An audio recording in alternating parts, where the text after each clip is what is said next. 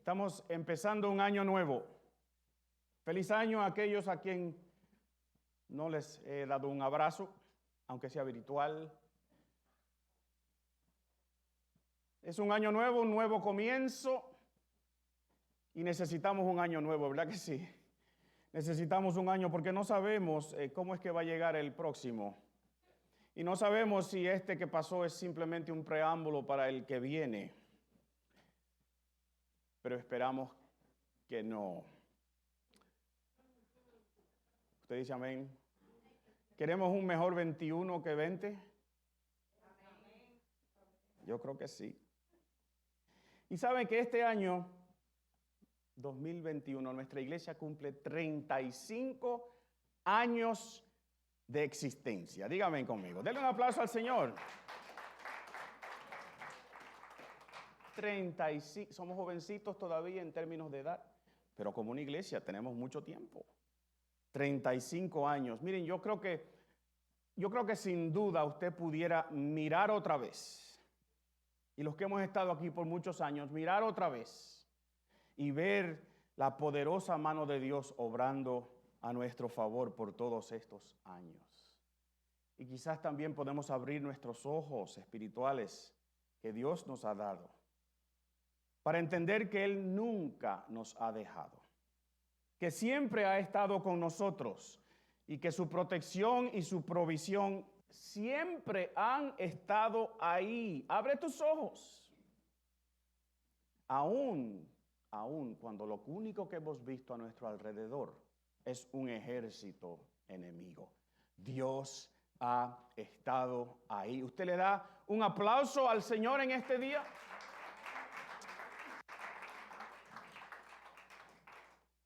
¿Y cómo fue ese comienzo hace 35 años atrás?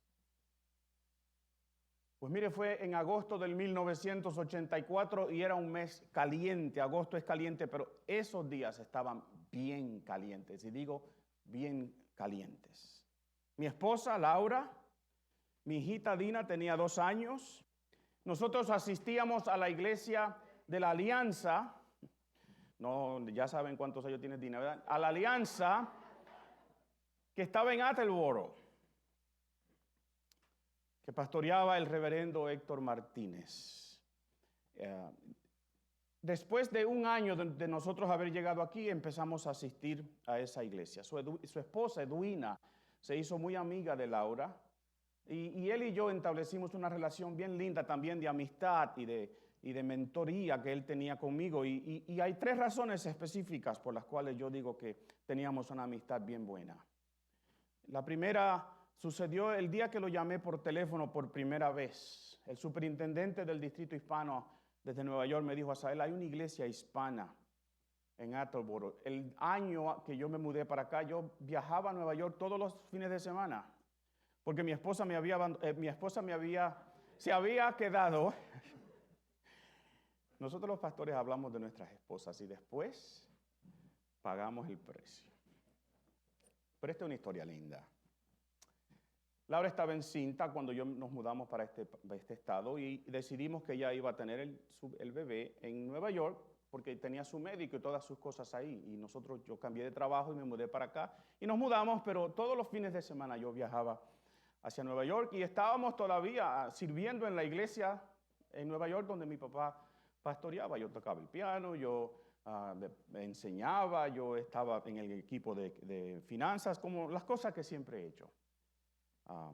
Entonces este superintendente me dijo: Asael, llama a este pastor y empieza a congregarte allá, porque una vez ustedes se muden se van a tener que congregar. Y yo llamé, era un miércoles por la noche, llamé a este teléfono que él me había dado y el pastor Martínez respondió con esa voz de locutor. Si ustedes se acuerdan de él, yo voy a tratar de hacerla, porque él me dijo: ¿en qué puedo servirle? Yo, wow. Y yo me presenté, dije quién era y él me dijo, pues ven para acá y vamos a comer juntos. Y yo, y como yo estaba solo, como Laura estaba en Nueva York y me estaban invitando a comer, pues mejor todavía, ¿verdad? Pues miren, llegué a su casa y me di cuenta inmediatamente que este señor me iba a caer bien. porque tenía colgado en el palo donde se ponen los abrigos, a la entrada de la casa, tenía una gorra de los Mets.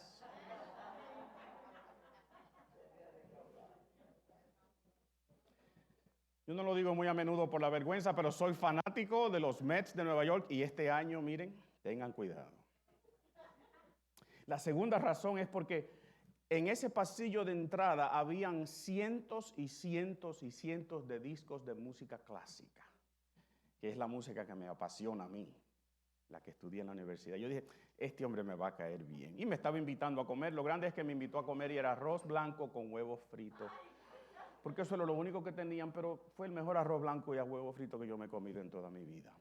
Y la tercera razón se desarrolló a través del tiempo, porque este hombre y yo desarrollamos una linda amistad, pero también él empezó a trabajar conmigo, como había hecho mi papá, y como siempre he tenido personas, mentores, personas sabias que me han encomendado y encaminado en las cosas del Señor. Es importante que tú te rodees con personas que te mejoran. Díganme conmigo.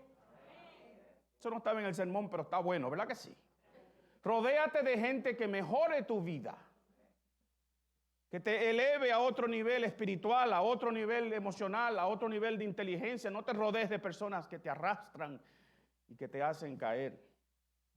Entonces, un año después de haber llegado aquí, empecé a congregarme en esa iglesia con mis familias. Y nosotros dos éramos como two peas in a pod, dicen en inglés, ¿verdad? Ese no tiene traducción al español, pero como dos chícharos en una vaina. Pero eso suena feo en español, así que two peas in a pod. La palabra vaina suena mala para los dominicanos y los puertorriqueños, pero no, ustedes entienden. Miren, al principio del verano del 1984, 2 años después, el pastor me dijo a Asael, yo quiero abrir una iglesia en Providence, porque hay más hispanos allá que aquí. Lo que sucedía es que en Attleboro los hispanos estaban yendo, porque las industrias que estaban allí, que los habían atraído ahí, se estaban yendo para la China y para el aro del Pacífico y para otros sitios, y la gente sin trabajo pues se tenía que ir. Y aquí en Providence la población hispana estaba creciendo. Yo le dije, ok, yo te ayudo porque mi papá fue fundador de iglesias siempre. Todas las iglesias a las cuales yo he pertenecido empiezan con una familia, la mía. Mi papá comenzaba todas sus iglesias con 7 personas. Él, mi mamá y nosotros 5. Mi hermana tocaba el acordeón y mi hermano tocaba la trompeta. Así que teníamos un equipo de una banda y teníamos 7 personas. Y ese agosto del 1984 nosotros celebramos nuestro primer culto. El día comenzó como todos los días domingos comenzaban para nosotros en ese momento. Fuimos desde Providence, donde vivíamos, a Attleboro, a la iglesia. Yo tocaba el órgano allí, un órgano antiguo que sonaba malísimo, pero alabamos al Señor con él. Y después nos fuimos a comer. El pastor Edwina, Laura, yo y Dina, nuestra hijita. Y fuimos a Ponderosa. ¿Se acuerdan de Ponderosa? Yo creo que no existe ya. Y fuimos a Ponderosa por 2 razones bien importantes. Primero, porque la comida era estilo buffet. Y segundo, porque era barata. Y el que tiene oídos para entender esa combinación, que entienda, ¿verdad que sí? Y después salimos para Providence. El culto era a las 2 de la tarde. Dina, mi hija, se había dormido en ese restaurante. Y Laura decidió que no iba a ir al culto porque la nena se había dormido. Yo creo que es porque le cogió miedo al calor. Porque si usted conoce ese edificio, que todavía está ahí, en agosto a las 2 de la tarde y sin aire acondicionado, es caliente. Pero anyway, 3 personas comenzamos esa iglesia. El pastor, Edwina y yo. Mire a su alrededor. Si usted está en cámara, mire. 3 personas y mire donde Dios nos ha traído hasta el día de hoy. Y estoy seguro que si no fueran por las restricciones de esta pandemia, este sitio estuviese lleno de personas. No cupiéramos aquí. De 3 hasta el día de hoy. Mira otra vez y abre tus ojos para ver que Dios ha sido bueno con esta iglesia desde su comienzo. El próximo domingo Laura y Dina fueron, así que la iglesia creció 66% en una semana. ¿Por qué les hago esta historia? Primero porque a mí me gusta la historia y me gustan las historias porque recordar es volver a vivir. Y esos momentos fueron dulces, fueron agradables. Pero también les hago esa historia porque estamos en otro comienzo. Estamos comenzando un año nuevo. Y los comienzos yo creo que son importantes. Y son importantes porque nos presentan nuevos desafíos y nuevas oportunidades. Y por tanto, para mirar ese tema, yo quiero estudiar con ustedes por las próximas semanas el libro de los Hechos. Porque el libro de los Hechos es el comienzo o los comienzos de la Iglesia Universal de Jesucristo. Una que empezó hace 2000 o más, casi años atrás. Y esa iglesia primitiva es nuestro modelo. No tanto en cómo hizo las cosas o qué hizo, sino en la manera que fue fundada y en la manera que creció. Esa iglesia comenzó con un grupito pequeño, igual que como comenzó nuestra iglesia. Y yo quiero por las próximas semanas ver cómo esa pequeña semillita sembrada en Jerusalén hace 2000 años atrás ha crecido a ser un árbol, una institución que es indestructible y que es irresistible. Indestructible porque su fundador es Jesucristo. Irresistible porque tiene el poder de Dios detrás de su mensaje. Así que vayan conmigo al libro de los Hechos, capítulo 1. Y vamos a leer los primeros 14 versos. Yo lo voy a proyectar en la pantalla y usted lo puede ver. Estamos leyendo en la versión Nueva Traducción Viviente. Hechos, vamos a leer del versículo 1 hasta el versículo 14. Y la palabra del Señor dice de la siguiente manera. Teófilo, en mi primer libro te relaté todo lo que Jesús comenzó a hacer y a enseñar, hasta el día que fue llevado al cielo, después de haberles dado a sus apóstoles escogidos instrucciones adicionales por medio del Espíritu Santo. Y durante los 40 días después que sufrió y murió, Jesús se apareció varias veces a los apóstoles y les demostró con muchas pruebas convincentes que Él realmente estaba vivo y les habló del reino de Dios. Y una vez mientras comía con ellos, Jesús comía con sus discípulos, les ordenó: no se vayan de Jerusalén hasta que el Padre les envíe el regalo que les prometió, tal como les dijo antes. Juan bautizaba con agua, pero en unos cuantos días ustedes serán bautizados con el Espíritu Santo.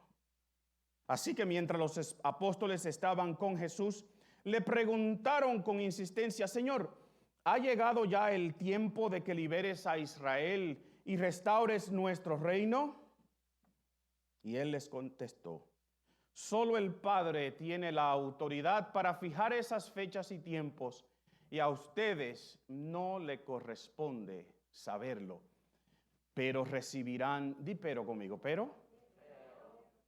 recibirán poder cuando haya venido sobre vosotros, o cuando descienda sobre ustedes el Espíritu Santo, y serán mis testigos. Y le hablarán a la gente acerca de mí en todas partes, en Jerusalén, por toda Judea, en Samaria y hasta los fines y en los lugares más lejanos de la tierra. Y después de decir esto, Jesús fue levantado en una nube mientras ellos observaban, hasta que ya no pudieron verlo. Y mientras se esforzaban por verlo ascender al cielo, dos hombres vestidos con túnicas blancas de repente se pusieron en medio de ellos. Hombres de Galilea, les dijeron: ¿por qué están aquí parados mirando al cielo? Jesús fue tomado de entre ustedes, pero un día, pero un día conmigo, dilo. Pero un día volverá del cielo de la misma manera que lo vieron irse. Y después los apóstoles regresaron del Monte de los Olivos a Jerusalén a 1 kilómetro de distancia. Y cuando llegaron, subieron a la habitación de la planta alta de la casa donde se hospedaban. Y estos son los nombres de los que estaban presentes: Pedro, Juan, Santiago, Andrés, Felipe, Tomás, Bartolomé, Mateo, Santiago, el hijo de Alfeo, Simón el celote, y Judas, hijo de Santiago. Y todos se reunían y estaban constantemente unidos. ¿En qué? En oración, junto con María, la madre de Jesús, varias mujeres más y los hermanos de Jesús. Habían 120, dice el próximo versículo, más o menos ahí. Nosotros empezamos con 3: Héctor Martínez Mena, Edwina Valentín y Asael Morel. Ellos empezaron con 120 de estos 12 apóstoles, más algunas mujeres, de las cuales se menciona María. Un comienzo pequeño, pero un comienzo de algo que Dios iba a convertir en algo irresistible e indestructible. ¿Cuáles son las características de ese comienzo? ¿Qué nos dice este texto que hemos leído? ¿En qué consistía esta pequeña semilla que luego se convirtió en un árbol que ahora nosotros llamamos la iglesia cristiana? ¿Qué define los comienzos de una iglesia? Pues miren, yo quiero compartir algunas ideas con ustedes. Y la primera es esta: la iglesia tiene su fundamento en la persona de Jesucristo y su poder en la presencia del Espíritu Santo. La iglesia tiene su fundamento en la persona de Jesucristo, en la identidad que es Jesús, y tiene su poder en la presencia del Espíritu Santo. Lucas nos dice en estos versos que leímos que él va a continuar el relato que él comenzó en lo que nosotros llamamos el Evangelio de Lucas. Lucas le escribió 2 libros a este Teófilo. Le dijo: te voy a continuar diciendo lo que Jesús dijo e hizo cuando estaba aquí. Y el versículo 2 nos dice: después que les dio instrucciones a sus escogidos, a esos apóstoles escogidos. Lucas nos dice que durante los 40 días que Jesús estuvo aquí en la tierra después de su resurrección, se le apareció a estos discípulos y les mostró con una manera convincente que él todavía estaba, ¿qué? Vivo. Y miren, yo quiero que usted entienda que la persona de Jesucristo, de a quien nos referimos ahora, que cuando hablamos de que la iglesia tiene su fundamento en la persona de Jesucristo, estamos diciendo que tiene su fundamento en la persona de Jesucristo, que está vivo. Jesucristo está vivo. Ninguna otra religión de las religiones mayores que hay en la tierra dice o establece que su líder está vivo. Y la religión del Islam, quiero que sepan, que tiene en su tradición que Mahoma, su profeta, subió al cielo. Pero eso es una historia que sigue a la historia donde ellos establecen dónde está la tumba de Mahoma. Y como hubo una lucha entre 2 líderes religiosos acerca de cuál ciudad iba a ser el centro de esa religión, uno de sus líderes decidió hacer de Jerusalén la ciudad sede del islamismo y por tanto creó una historia de que Mahoma había subido al cielo desde el monte de Sión. Y por eso está ahí, 2 mezquitas están ahí arriba de lo que es el sitio donde hace tiempo atrás estaba el templo de Salomón y el templo de Herodes. Ninguna de las religiones del mundo dicen que su líder está vivo, pero nosotros decimos que no solamente es Jesús nuestro fundador, sino que Jesús está vivo, que sigue intercediendo por nosotros, que sigue trabajando con nosotros, que sigue alentándonos a nosotros, que sigue exhortándonos a nosotros. Nuestro líder está vivo, pero también la iglesia está fundada sobre la promesa de la presencia del Espíritu Santo. Jesús le dijo a esos discípulos: no se vayan de Jerusalén hasta que Dios le dé su regalo. Qué lindo regalo, ¿verdad que sí? ustedes van a recibir el poder en la presencia del Espíritu Santo y me seréis testigos, como dice el resto del pasaje. Miren, nuestra iglesia local comenzó con 5 personas. Pero déjenme decirles, yo les aseguro, como yo sé que todos los días sale el sol, que nuestra iglesia fue fundada sobre la persona de Jesucristo y sobre la promesa de la presencia del Espíritu Santo. Si no fuese así, no estuviésemos celebrando en el día de hoy. Tenemos un nombre, 2 si queremos usar los 2 que tenemos: Centro Cristiano de Adoración, Iglesia Alianza Providence. Somos miembros de una linda denominación, la Alianza Cristiana y Misionera. Somos protestantes evangélicos.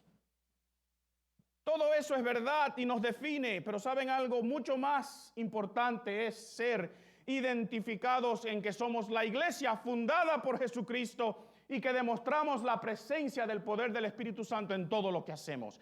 Eso es lo que nos define a nosotros como iglesia. Ahora, ¿por qué en el 1984 el reverendo Martínez decide abrir una iglesia aquí en Providence? Teníamos un lindo edificio en Attleboro, pequeño, pero bien acogedor, bien bonito. Había una casa propia para él vivir con su esposa. Teníamos el respaldo económico del Distrito Americano, que había abierto esa iglesia con él. Nosotros íbamos a comenzar esta nueva iglesia con 4 otros grupos. Nosotros le decíamos los chinos, pero no eran chinos. No cometa ese error. Eran camboyanos, eran Hmong y eran de Laos. Y nosotros éramos el 4º grupo. Y éramos el más pequeñito. Y por eso nos dieron el mejor horario.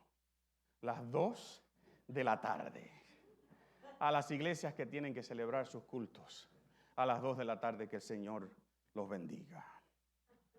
Pero como éramos el grupo más pequeño, no teníamos que reclamar, no podíamos decir denos otra hora. Pero ¿por qué comenzaron una iglesia aquí?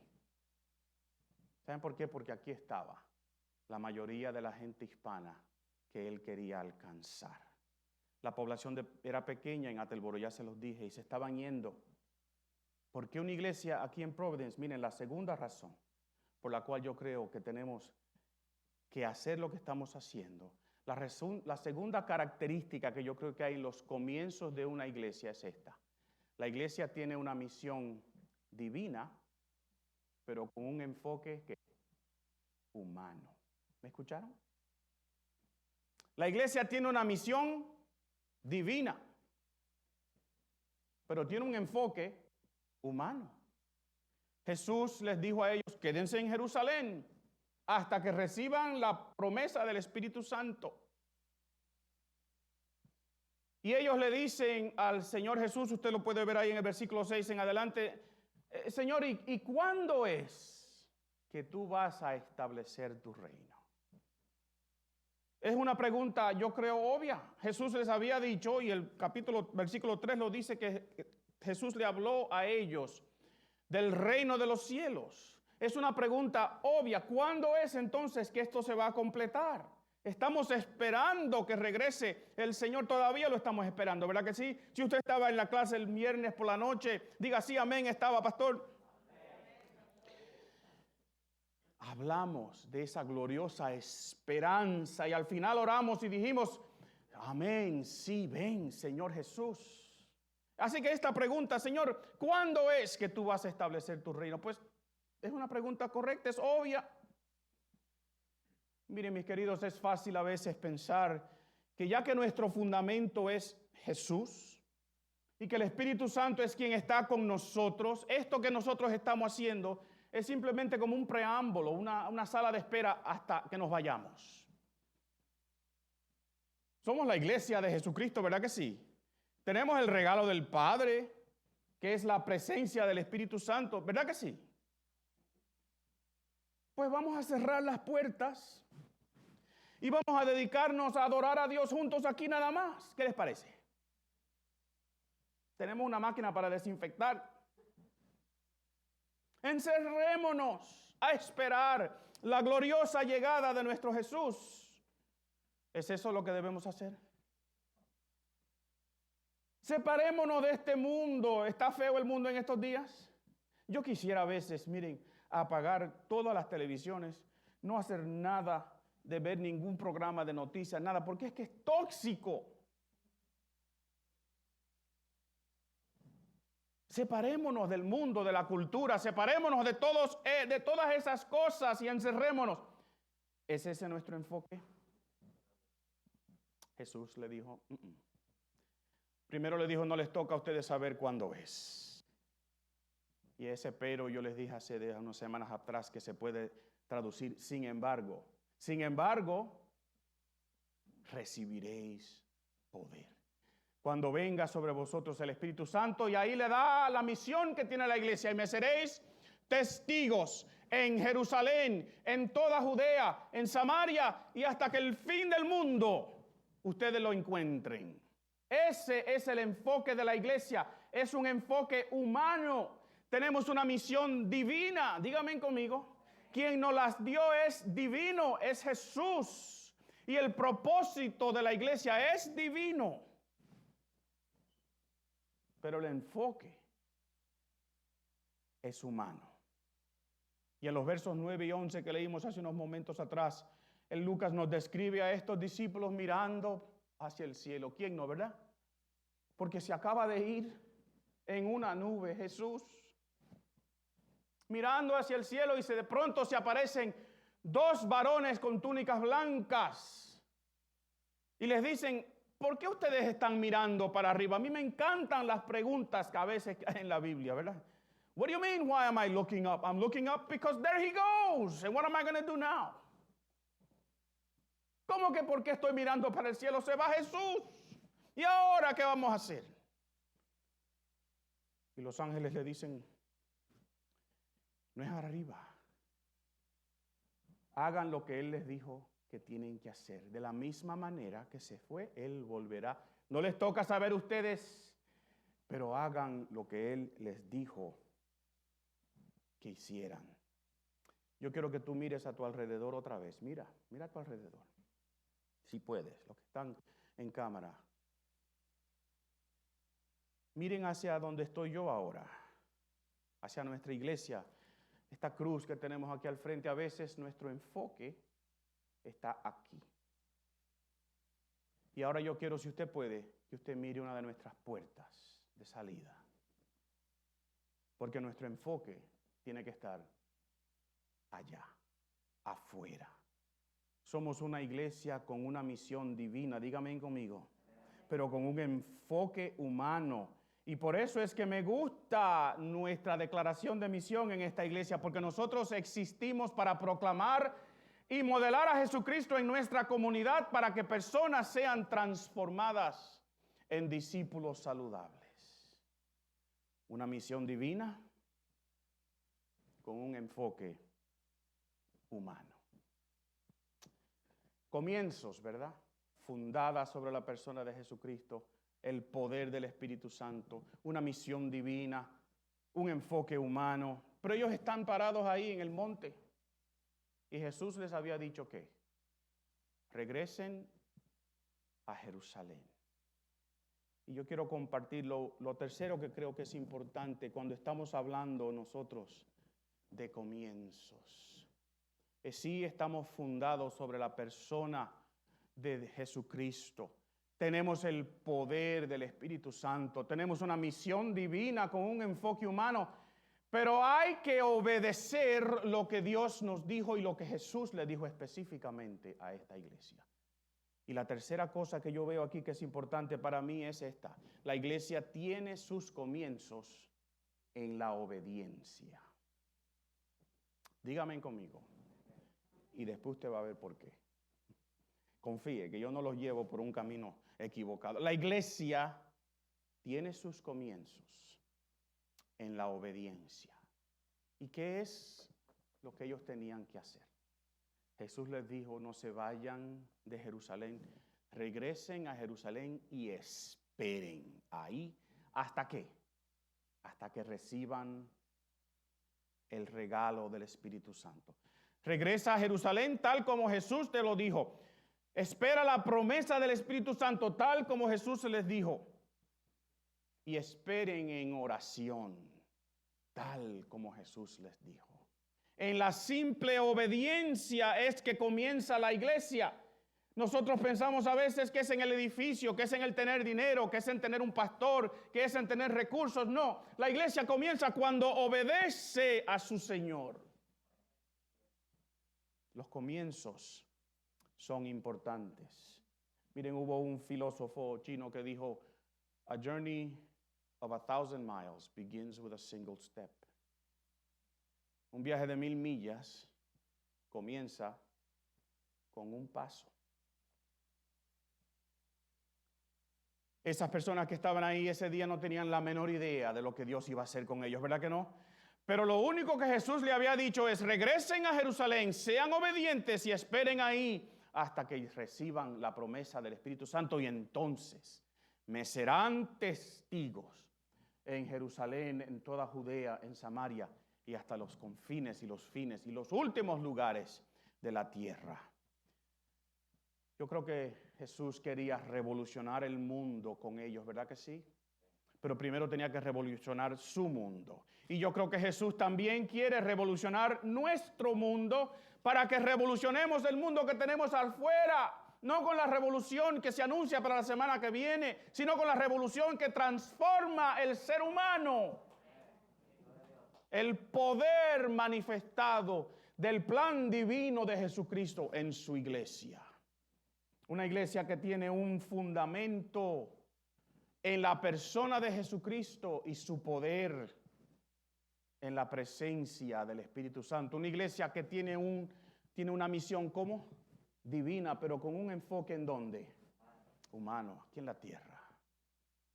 Y una iglesia que tiene sus comienzos en la obediencia. Y esa iglesia somos tú y yo. Esa iglesia somos tú y yo. Miren, yo creo que todos sabemos lo que es eso. Las estadísticas dicen que el 97% de la población del mundo sabe lo que es eso. Las estadísticas dicen que un 72% de la población del mundo lo ha visto. Y que más de 51%, porque estas estadísticas ya son viejas, más de 51% de la población del mundo ha bebido Coca-Cola. En el 1886, un señor, Dr. John Pemberton, confeccionó una mezcla de productos en el patio de su casa en Atlanta, en Georgia.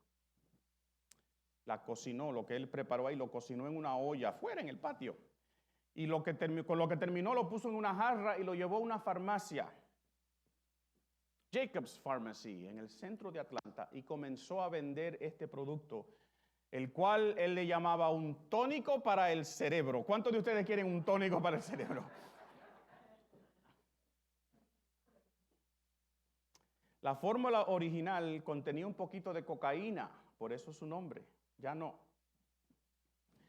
Miren, este producto prometía curar migrañas, curar la adicción a la morfina y al opio, y curar el deseo de bebidas alcohólicas. Beban mucha Coca-Cola. No beban mucha Coca-Cola, es malísimo para uno, ¿verdad? Pero sabe buena. Y se estima que el 97% de la población del mundo, casi 7 billones ahora mismo de personas, saben lo que es eso, conocen ese logo, lo han visto. Y más de la mitad han tomado Coca-Cola. Pero ¿sabían ustedes que más de 1 billón de personas en el mundo en el día de hoy no han escuchado el mensaje de salvación en la persona de Jesucristo? Más de 1,000 millones de personas no saben que Jesús vino a esta tierra a morir por sus pecados y que están perdidos. Cuando John Pemberton confeccionó su Coca-Cola, no tenía la menor idea de lo que estaba haciendo. Nosotros no tenemos un tónico para el cerebro. tenemos la respuesta para el problema espiritual del ser humano en el mensaje de Jesucristo. Pero tenemos que ser una iglesia con un comienzo de obediencia, un comienzo de saber lo que Jesús es para nosotros, lo que el Espíritu Santo hace con nosotros. ¿A quién es que debemos compartir este mensaje? ¿Y cómo es que tenemos que empezar? Que comenzar, que hacer lo que yo llamo en este día nuestros comienzos. Esa iglesia que comenzó tan humildemente 2000 años atrás, la que recibió este mensaje de salvación, es nuestra iglesia también. Tenemos la misma misión divina, pero con un enfoque humano.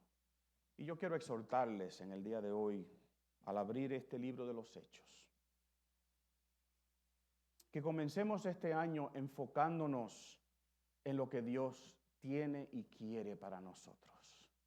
Es tan fácil pasarnos todos nuestros días enfocados en lo que tenemos a nuestro alrededor, que es horrible, que es feo, que molesta, que estamos cansados de esto, ¿verdad que sí? Pero yo les ruego que pensemos en este momento en nuestros comienzos. Este es un año que Dios tiene para nosotros para hacer grandes cosas, yo creo eso. Yo creo que la manera en que Dios nos ha bendecido este año pasado no es simplemente para bendecirnos. Dios no gasta sus bendiciones. Tienen propósitos. Y yo quisiera que al comenzar este año nosotros nos enfoquemos en lo que Dios quiere hacer. Pero tenemos que comenzar con la obediencia. Obedecer lo que Dios nos pide a cada uno de nosotros. Yo quiero dar contigo en este momento y vamos a cerrar. Vamos a enfocarnos en nuestra misión divina con un enfoque humano. Vamos a orar. Eterno Dios, yo te doy gracias en este día. Sí, gracias Señor, porque mirando hacia atrás podemos ver tu poderosa mano de salvación. Podemos ver tu mano de protección, de provisión para nosotros. Gracias Espíritu Santo por estar con nosotros todo este tiempo como estás ahora. Danos el poder que hemos necesitado para llegar hasta aquí. Pero la misión sigue siendo la misma, Jesús. Hay personas que se están perdiendo en el día de hoy, que están pasando a la eternidad sin ninguna seguridad de su salvación, sin saber, habiendo rechazado quizás el mensaje, el tónico de salvación que hay en el mensaje del Evangelio. Y nosotros como iglesia tenemos la responsabilidad de compartir eso. Te ruego, Señor, que al mirar los comienzos de nuestra iglesia y el comienzo de este año, nos demos cuenta lo que tú quieres de nosotros. Bendícenos, Señor, en este año que comienza. Ayúdanos, oh Dios eterno, a estar arraigados en lo que es importante. Gracias, Señor, en el nombre de Jesús. Amén y amén. Usted se pone de pie conmigo un momentito.